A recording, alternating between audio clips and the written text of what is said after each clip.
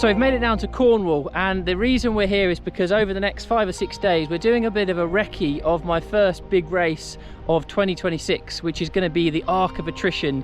If you haven't heard of it before, it's a 100-mile race. It follows the Southwest Coast Path, which is the longest national trail we've got here in the UK. So yeah, Southwest Coast Path, the Arc of Attrition is following that for 100 miles, and it starts in Coverack and on the south coast of Cornwall, and then it winds its way all the way up past Penzance, Land's End, St Ives, and then finishes in Porthtowan, which is where we're running to today. So this is our first recce today. We've started near Carbis Bay, which is about a mile from where we're staying. So we're camping just a mile north of Carbis Bay. And we're going to be running all the way to the end, so about 20 miles in total today, and it's good just to get a feel of what the coast path is like. As we know already, the weather is very changeable here. So Carla and I last night at our campsite had really strong winds. The tent felt like it was going to be blowing away at some point. There was rain tipping it down, and then of course today we come out and actually it looked a bit drizzly earlier on, but now we can see it's pretty sunny, pretty calm, and we're just running at the moment towards. Don't jinx it. Yeah, Don't jinx it. This is true. There's some grey clouds right over there, so I'm thinking it might suddenly pour down in a minute. Yeah, actually we're running towards those grey clouds, so yeah, we won't hold our breath, but things looking good at the moment. So we are just heading down this way at the moment, so we're going to be going towards Godrevy, I think is the next aid station. So the next checkpoint, so we'll be running past there and then heading towards the finish. We're about 6 or 7 miles in at the moment. So we'll take you along with us, and I'll say a little bit about the route, what it's like. So for those who are thinking of doing the race or maybe signed up to it already, hopefully this will be useful for you. And yeah, looking forward to trying out the Southwest Coast Path. We've only run a very small section of it before, maybe 5 or 10 miles, so good to get out and explore somewhere new.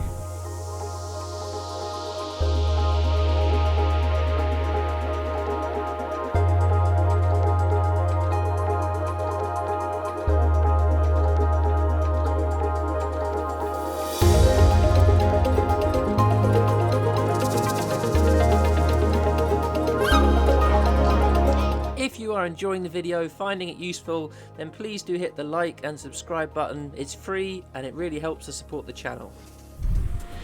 And I'm running today in the Innovate Trail Talon Maxes. So I'm going to be doing a review of these very shortly on the channel, so do look out for that. But I've mainly got these with the Arc of Attrition in mind. I don't have a very good grippy pair of trail shoes, and these have got some decent lugs on the bottom. In fact, not that you can see them at the moment because they're covered in sand, but yeah, I'm trying them out today. Yeah, this is right. So this section, as you can see, is pretty sandy underfoot. This is, I think, called the Mexico Towans, but actually we've had quite a lot of road so far, so about 4 or 5 miles of road around Hale, and that was quite flat, very runnable. Just after Carbis Bay though, so where we first hit the coast path this morning, that was very up and down, lots of steps going up, steps going down, quite muddy from all the rain last night. So yeah, very varied today so far.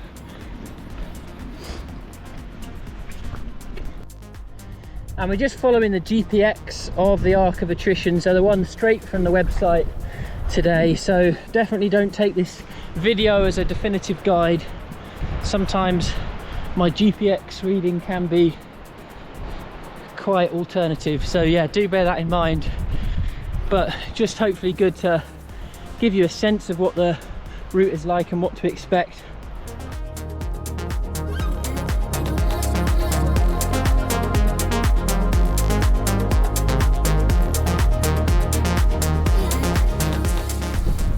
I was just saying, it's kind of like little ups and then downs. There's quite a lot of it, so it's quite hard to get a rhythm going. That's what I'm finding.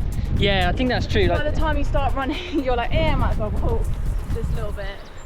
Yeah, there's no massive hills here so far. I mean, we're only seeing like a small section of the course, but judging from the elevation profile, you know, there's no parts of the route that have like a couple of 1,000 feet climbs or anything like that. It's just very fiddly, loads of little ups and downs. Yeah, it's very different from where we're used to running around the South Downs, where it's, you know, very flowing ups and downs. This is much more fiddly, different terrain, a bit of sand, a bit of tarmac, a bit of mud. In fact, a lot of mud I've heard, but we haven't yet seen that, of course, on this part of the route. And I guess it being not the middle of winter right now.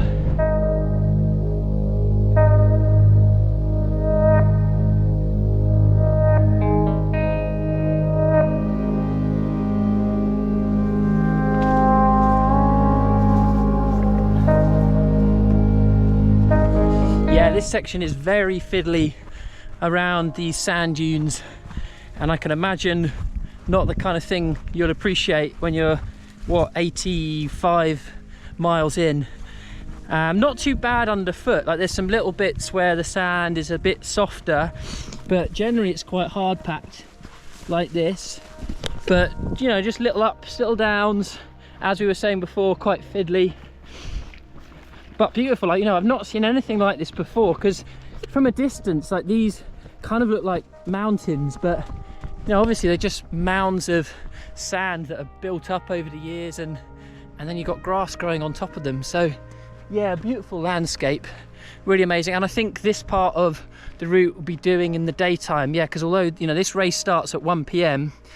and then you know, 3 or 4 hours later you go into the dark because it's winter, and then 14-15 hours of darkness, and then you're back into the day again. So yeah, it should be that by the time I get to this section we'll be doing it in the light. Although, will it be getting dark again? Actually, maybe.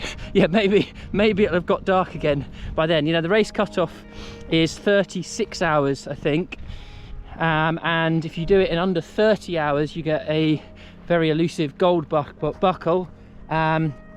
So the race cutoff is 36 hours. If you do it in under 30 you get a gold buckle, and if you do it in under 24, which very few people do, that is a black buckle.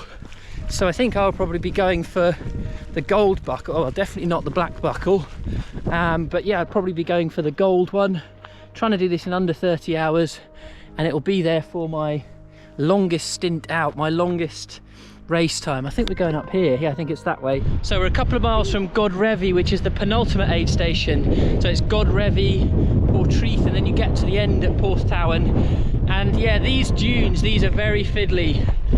So we've just been following them along. I've got the GPX file on my watch, of course, but actually knowing where to go, lots of little turns, it is quite difficult. So hopefully the marking will be quite good for this part of the course. Something that does help though is that there's lots of these slate signs as you go along. So all of them have got the acorn symbol on, which is of course the national trail symbol. So any national trail in the UK will have that particular symbol on. So that's made it a bit easier. Rain's starting to come in, as you might be able to hear, as well as the wind. So I'm going to get my waterproof on. I think Carla will probably get hers on as well. I could just see her running off in the distance. She's at the next slate marker just up there, or rock marker. I don't think it is slate. So yeah, we'll get our waterproofs on.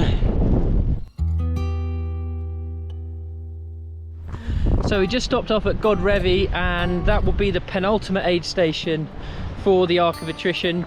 We got some chips there, so we're now well refueled.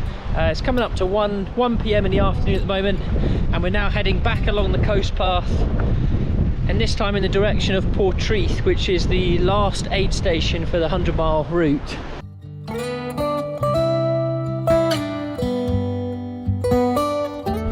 And this part of the route is generally pretty nice underfoot. It's quite a wide path, so it's not too fiddly.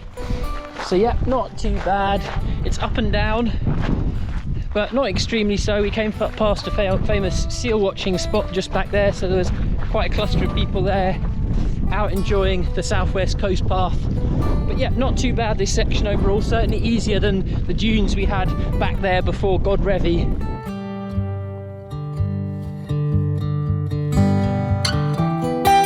And we're just coming up a rather mean flight of steps. There's Carla there making her way up.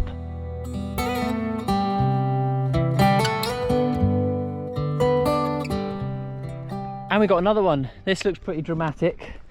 So Carla's just making her way down there. She's going to snake down, round, and then hit that bridge down at the bottom and then go up. I don't know if you can see, but there's a guy with an orange shirt just over there going up that way and then up. So zigzagging over the top.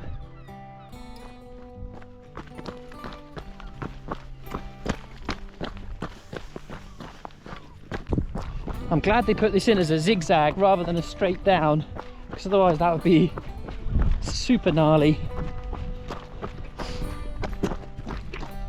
Now here we get to find out the name of this beastly part of the route. What is it?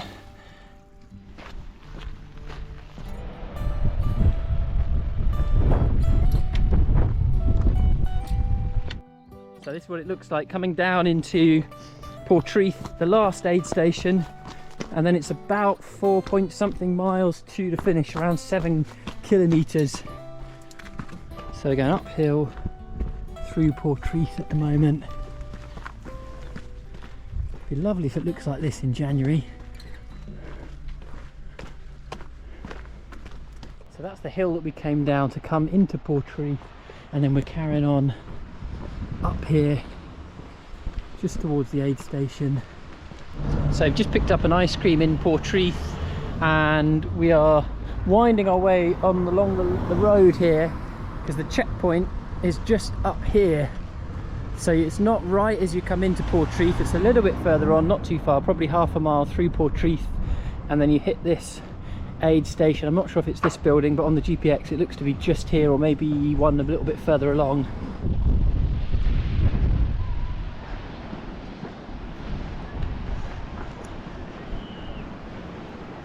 So that is a decent climb out of Portreath. I think it's the longest continuous climb that we've had, at least it feels like that. It might be slightly shorter, but at least it feels very continuous, maybe because we're on the road. But yeah, decent climb. And then I think up here we're going to get back onto more traily stuff. Another set of steps down that set, then up this one with a few miles to go. It's the trail that just keeps on giving. We've got another down and then up over there, so again a big line of steps up this way. So this is probably, I think now, about maybe 2.5 miles from the end, something like that.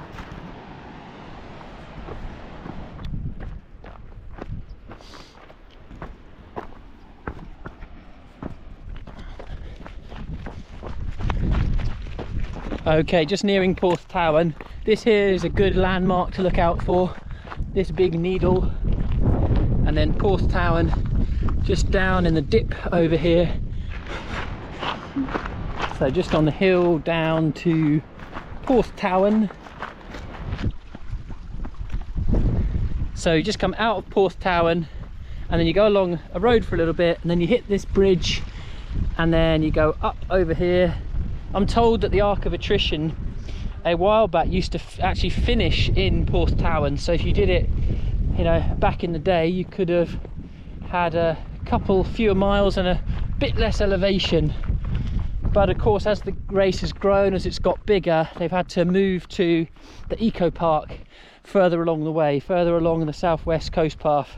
So that's why we're doing these extra couple of miles today, and of course come race day.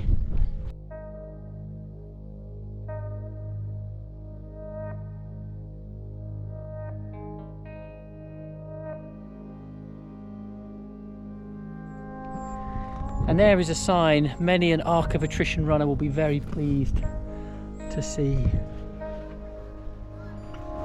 So this is the finish just here. I think you come under here and then there's a finish line area just in there. It's a campsite at the moment, so because it's spring, summertime, the weather's nice, people are camping out here, but of course they won't be there in January. And then this is where everyone will be chilling out, collapsing after the Arc of Attrition race. So that's our run done for today. So we've done 22 miles in total from Carbis Bay, a good recce, a good chance to see what the Arc of Attrition route is like, and hopefully come January be walking, well, running, hopefully, fingers crossed, running, walking or crawling under this archway here and getting to the finish of the Arc of Attrition 2027. 2026. It's 2026, isn't it? Yeah. 2026.